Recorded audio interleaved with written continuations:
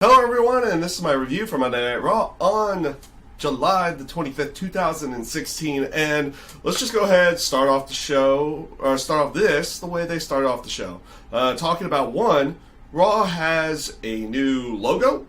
Not a bad logo, I would say very clean looking type of logo. It does represent the way that the company's logos have been going as of late, so it does kind of represent where the company has been going on that side. I can't say I particularly like it, but it does suit where the company has been going logo-wise as of late. They also have new intro music for Monday Night Raw. Not a bad theme song. Don't know the name of it off the top of my head. I'll have to look that up.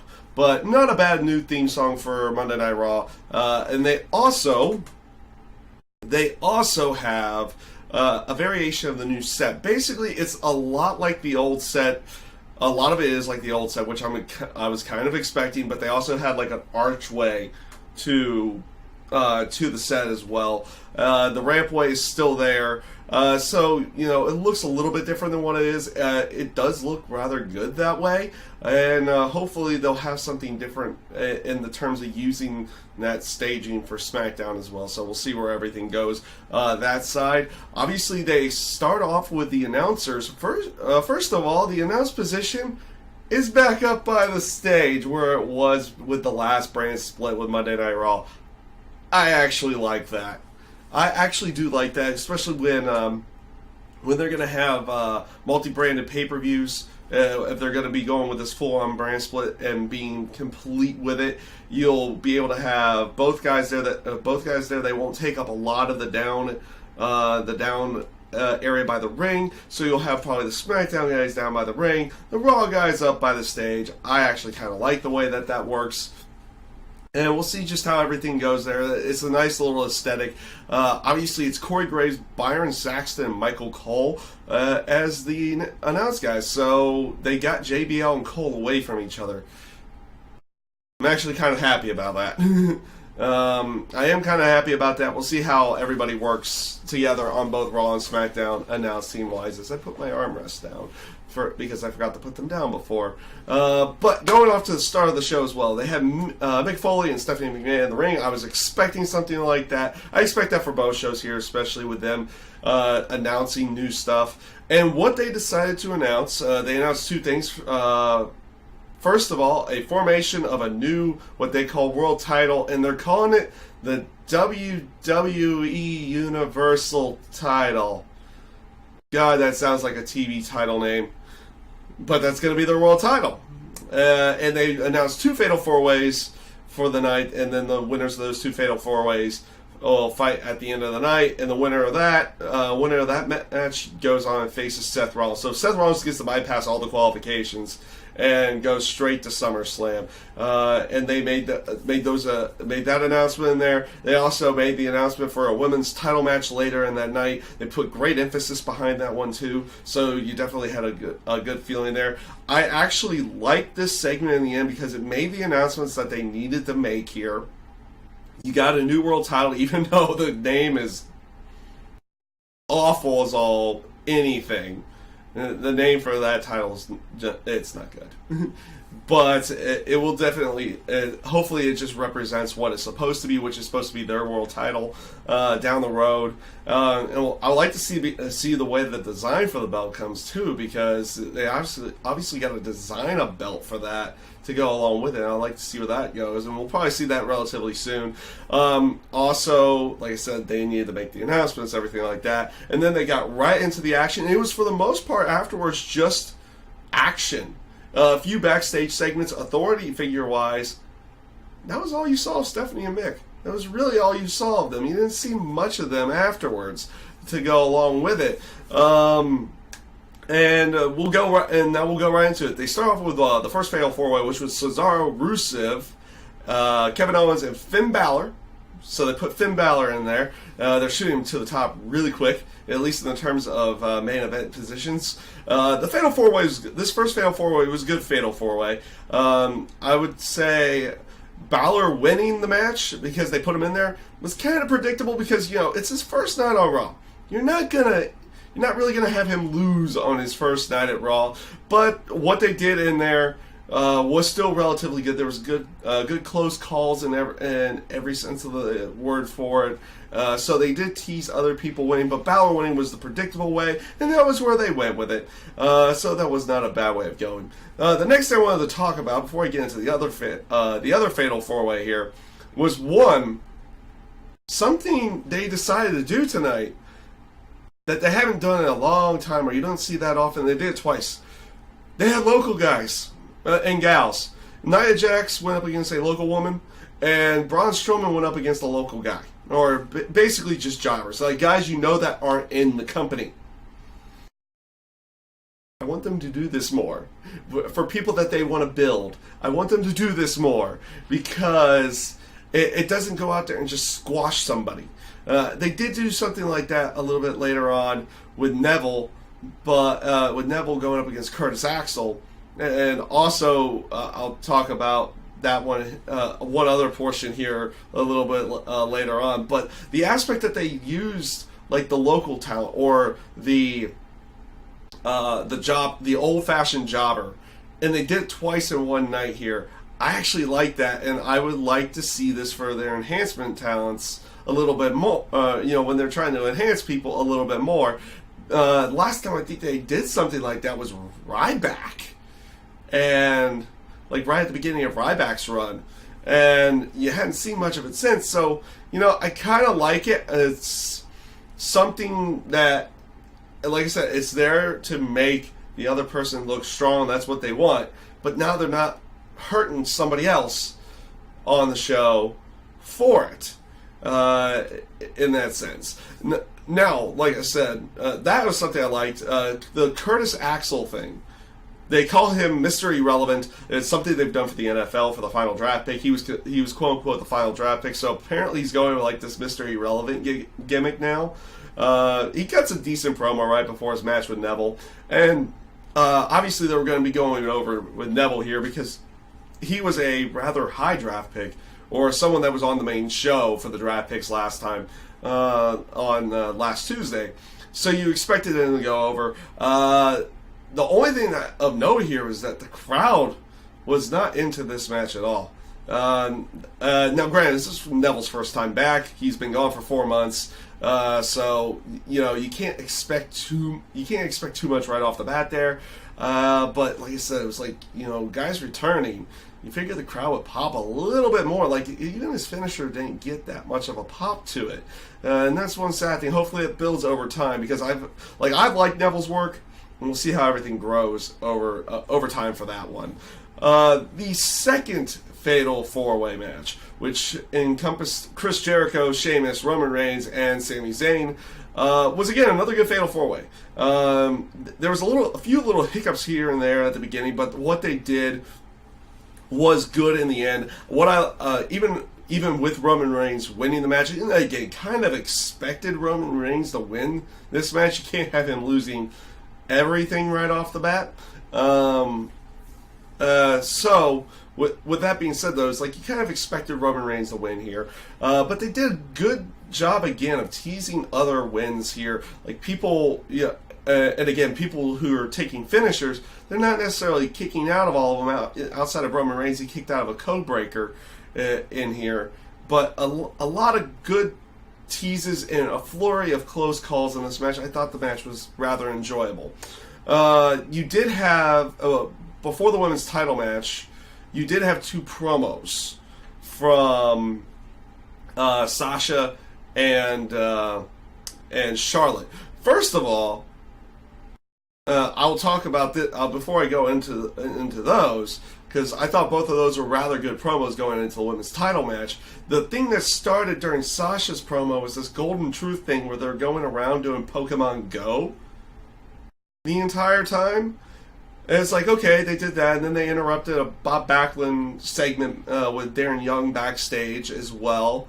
So it was almost like the continual gag going throughout the entire night. Then you saw them go up to the Pittsburgh Penguin locker room area, and it was like, oh, I know where all the Pokemon are. And then apparently that led to them interfering in the Enzo and Cass and Shining Stars match. So R-Truth and Gold just kind of just randomly wander out there through the crowd, and it just came off very awkward. I did not necessarily like it. I didn't necessarily like that portion of the show. No, honestly, this is probably the one portion of the show that I would say I didn't really like at all. Like even Neville's match, even though the crowd wasn't into it, I liked the match and the way it was going, and kind of expected it to go the way it went. But this was just like, yeah, we'll go that way with it, and they're just doing Pokemon Go. That was really my one real like, you're really going there? Okay, you're going there. I don't find that one funny. that one I didn't really find all that funny, though. I'm sure there was a good chunk of people that did find that funny in some way, shape, or form. But back on track with that is like after all that aspect, because I'm going to get into the final final three portions of the show I wanted to talk about. One being the Sasha Banks and Charlotte match. They had two promos right beforehand, both like exuding their confidence going into the match. I liked both of these promos. They came off really well and showed them both in a rather strong light. As for the match itself between Charlotte and Sasha Banks, first of all, Sasha Banks winning the match and winning the title tonight, that was a nice little way of going. Having a title change like the first night, I liked. I did like that aspect. They gave it great emphasis. They gave it like the normal intro for a title match and everything like that. It was a really, really good match between the two of them. You had a couple of like really scary moment. Oh, you have one really scary moment where towards the end where Sasha Banks dives out to the ring and kind of does almost bends her body in half when she lands, like all of the Lita Trish spot from their 2004 main event. That was a very scary spot. I also liked other aspects of the match, like they wanted to get Dana Brooke away from the ring, so what did they do? Well, it looked like Charlotte was gloating with the belt, and it gets kicked away, and she gets thrown in the ring. And as Dana Brooke's going near Sasha, she just takes the belt like a la Eddie Guerrero, chucks it at Dana Brooke, and then falls down like something happened to get her kicked out of the match. I actually like that. Just that old moment of like, gotcha. The I gotcha moment, and now making this like a one-on-one type match. I thought that was a really good way of going. And also that moonsault. The moonsault from Charlotte outside the ring onto Sasha. That was a really, really good spot there. And again, Sasha going over in the end. I really liked this match. It was really, really good. Probably one of their top matches, probably the top match of the night. They told the story well. They, all to the point of like Dana Brooke kind of being admonished by the referee early on, then getting kicked out later. The two of them putting on like, going all out with their spots and what they needed to do, and showing how competitive the match was. I thought it just came off as a really good match. And then, Sasha going over in the end was also a nice way of going. Just on the aspect that it kind of throws that unpredictability out there. It's like, oh, a title changed hands, and this isn't a pay-per-view? Kind of weird. But really good match. I enjoyed it a lot.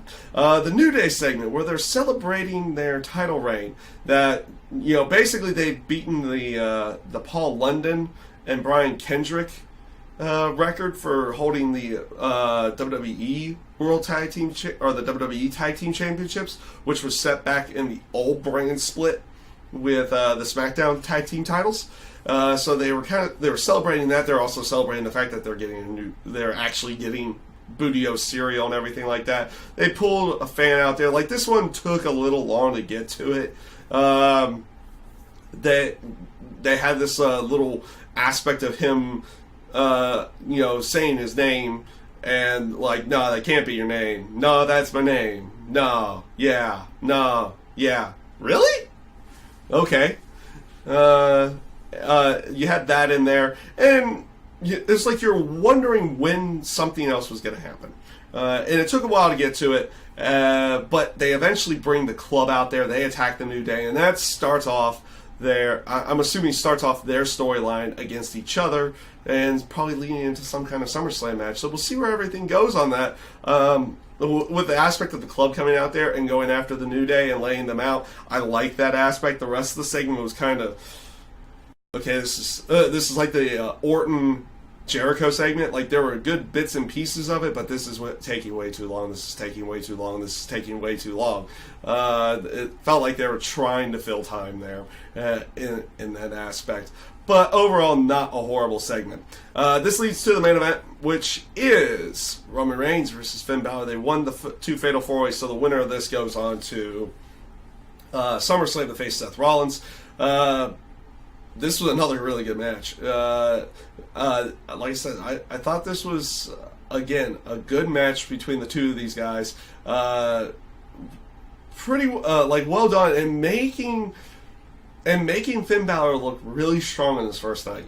Like, they are pushing him towards the main event right off the bat. Like, they feel like they need to get him up there right now, which is a good way. Like, he has a good following from NXT. Like, it's gonna be interesting to see how he takes on the main roster, like how many people kind of join in with his normal entrance and everything like that. And it'll be interesting to see, like, whenever he does the body paint stuff too down the road. So we'll see where everything goes that side of it. But like I said, they made him look strong because the aspect that it took only one of his finishers, one finisher, to take out Roman. Like I said, this was a rather good match. It's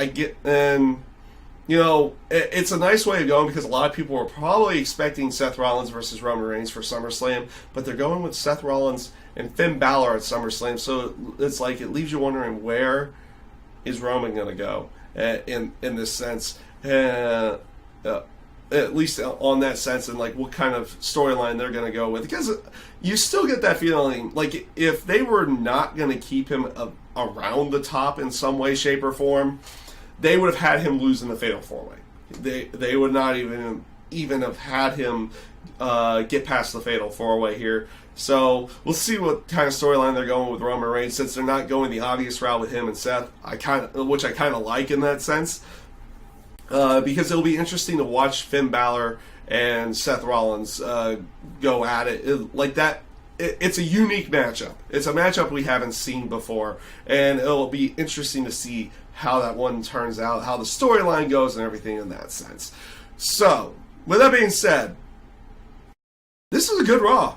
Like, this was a very good Raw for the first go with this brand split thing. They said new storylines are getting built, how they're going to be working with the limited roster that they have on the show itself, and we'll see where everything goes there, and continues on with Raw over the next couple weeks, and see how they build new storylines and build new things going into SummerSlam. And we'll see, like I said, we'll just see where everything goes here. This is the first show right after the brand split, and obviously SmackDown's going to have their first show after the brand split here soon as well. As of this recording, it would be tonight, but I'll be doing a review for that hopefully tomorrow. I'll be doing a review for SmackDown. I would have gotten to watch it, and we'll see where everything goes. But like I said, this was a good first Raw for after the brand split. I liked it. It was thoroughly enjoyable, and we'll see how everything goes for Monday Night Raw afterwards. So that is my review for Monday Night Raw this week. I thank you guys for watching, and I hope you have a great day.